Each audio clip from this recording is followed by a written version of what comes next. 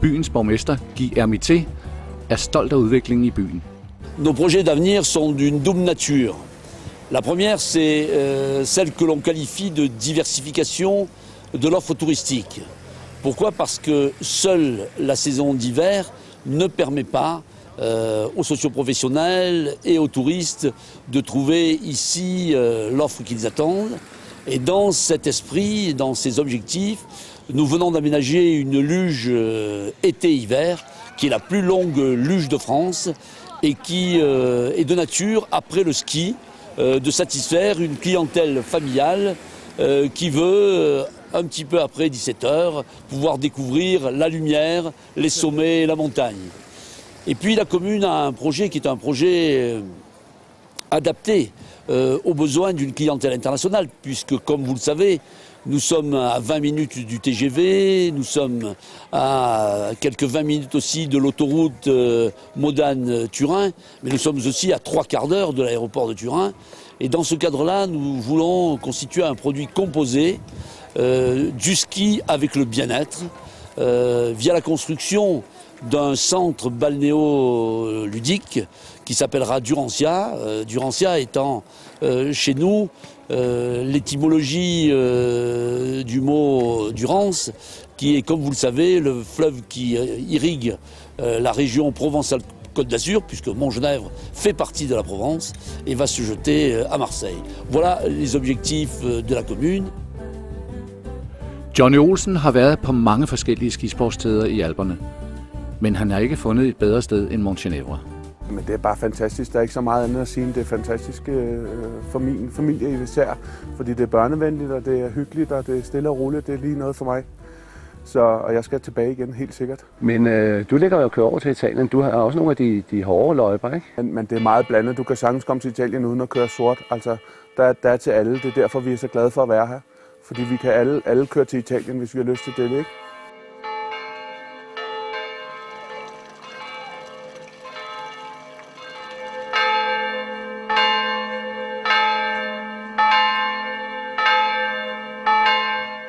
Afterskiing er en fast ingrediens, når man er på skiferie. Ja, efter skiløbet har vi jo så mulighed for at gå ned i vores egen bar, som hedder Barboom, og ligger nede under vores ene chalet. Det er en super hyggelig lille bar, hvor alle vores gæster holder til, og hvor også guider holder til. Det er der, de kan komme med spørgsmål, eller hvis de har lyst til at sidde og hygge sig med os guider, så er det der, det sker.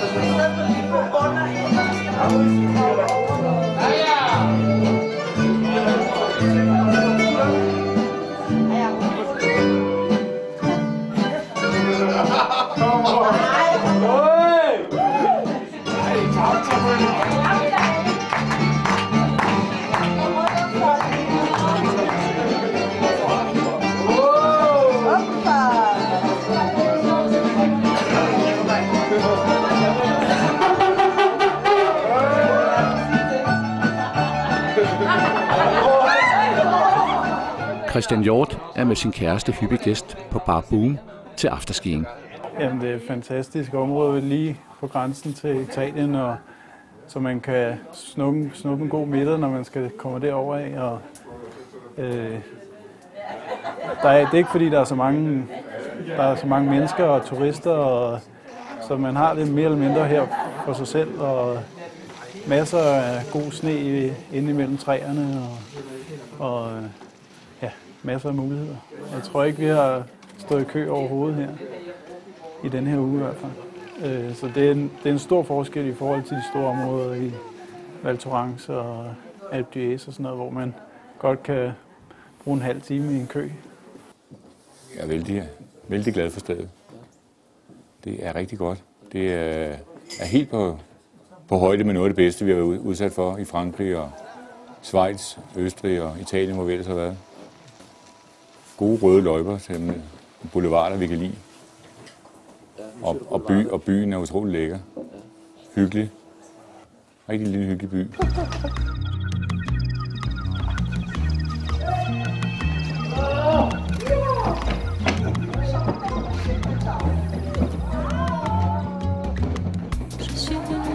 Der er flere muligheder for ekstremsport.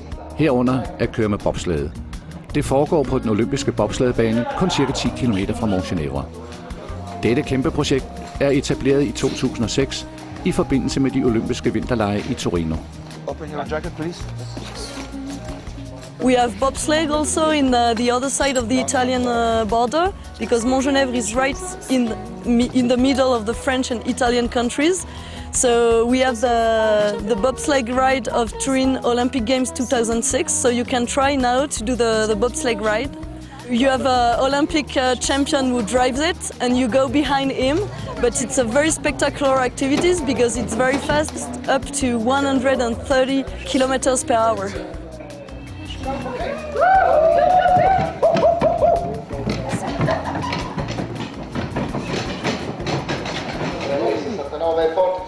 Det er så crazy det her. Jeg glæder mig helt vildt. Det er rigtig godt. Det bliver for vildt det her. Nu står jeg herinde og har fået hjelmen på. Min ben ryster helt vildt.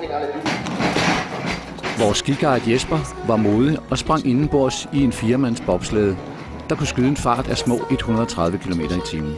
Så er det lige op over nu. I'm the last one. Ja. Hop ind. Te dire que je m'en vais, car tu m'en as trop fait. Et tu disais que vou partir. Suas lágrimas não podem me impedir. Comme disse bien Verlaine. Så er det lige op over. Det er nu, det bliver spændende. Nu har jeg fået tre italienske kollegaer her. Så må vi håbe, de kan finde ud af at styre kælken. Jeg har hørt, at kommer op og kører 120 km i timen. Så det bliver vildt. Det bliver rigtig, rigtig vildt. Så nu er vi lige i gang med at tjekke, om de andre har fået hjelmen sat ordentligt på. Og vores styrmand, han står der. Okay, boy. Jeg skal lige spørge, om jeg var OK. Jeg synes jeg godt kunne mærke, at det kilder lidt i maven nu. Så det bliver rigtig, rigtig fedt at få den her tur ned. Okay. For you. Okay. Okay. Yeah. Disposition. Okay. Up. Up. And the pressure on the car. Okay. Yes. Per voi.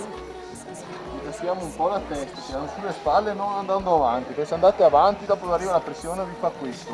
Ragazzi che i gomiti vi avambracci davanti, ok? Sulla carena. Vi aiuta a tenere ferma più la testa. E siamo pronti a partire con il pilota. Vediamo si appalla. We are ready to start again with Costa and Fitzgerald. It's clear. Okay? Okay, så kører vi. Vi ses!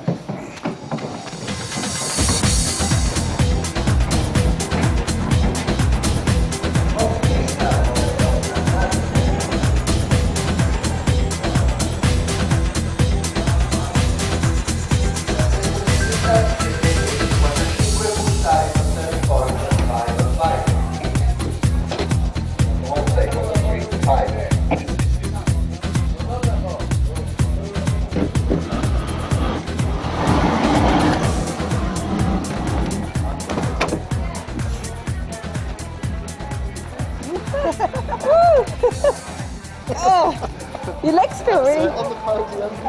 Okay, on the podium. Oh my God. Perfect. Yeah, I could see it being at the end of it. It's like my snood fell down. Good, head's good. Hvad skete der så?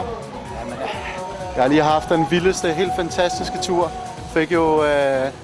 Jeg fik jo muligheden for at sidde bagerst nede i bobslæden.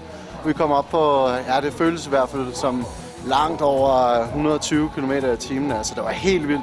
Jeg rystede helt vildt, og jeg kunne mærke, at det hele bare begyndte at summe i min krop. Jo hurtigere og hurtigere vi kom til at køre, og mit visir det dukkede fuldstændig. Så jeg fik desværre ikke det fuldstændig ud af turen. Men det levede virkelig op til mine forventninger, og det var noget, jeg kunne i hvert fald forestille mig at gøre igen.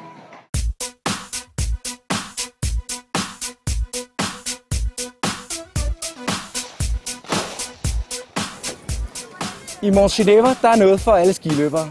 400 km piste, suveræne restauranter, skiparadiset over dem alle.